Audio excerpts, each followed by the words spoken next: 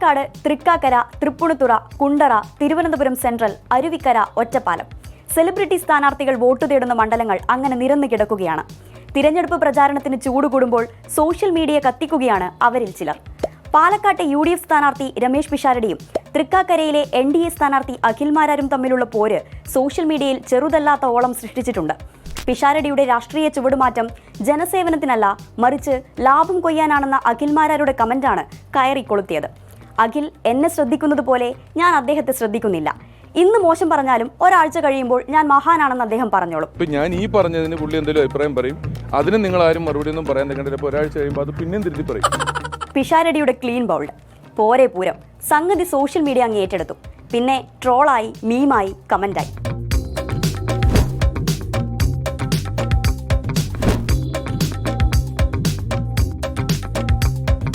ഇതങ്ങനെ ഒരു ഭാഗത്ത് കത്തിക്കയറുമ്പോൾ മറുവശത്ത് അഖിൽമാരാരുടെ ചില നിലപാട് മാറ്റങ്ങളുമാണ് പുകഞ്ഞു തുടങ്ങിയത്.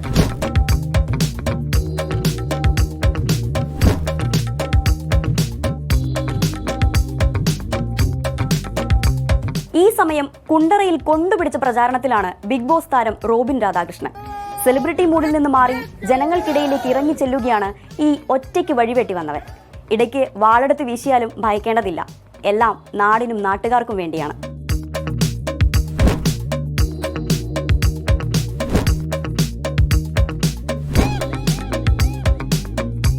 ജയിച്ച് 90-ാം ദിവസം കുണ്ടറയിൽ മോദി എത്തുമെന്ന റോബിന്റെ വാഗ്ദാനവും സോഷ്യൽ മീഡിയയിൽ ചർച്ചയാണ്.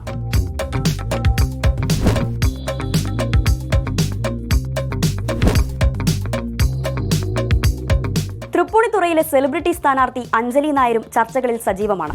തിരഞ്ഞെടുപ്പ് ചിഹ്നം ചക്കയാണ് വിഷയം. ചക്ക പൊളിച്ചാൽ എങ്ങനെ താമര വിരിയുമെന്നാണ് സൈബർ സ്പേസിൽ ഇപ്പോൾ കൺഫ്യൂഷൻ.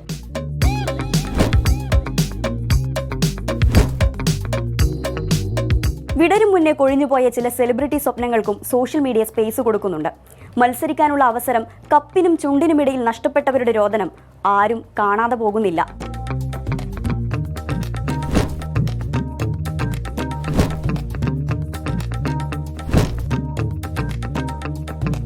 എപ്പോഴത്തെയും പോലെ സെലിബ്രിറ്റികൾ ഓളം ഉണ്ടാക്കുന്നുണ്ട് എന്നതിൽ സംശയമില്ല. ഇനി അതൊക്കെ വോട്ടാകുമോ എന്നാണ് കണ്ടറിയേണ്ടത്.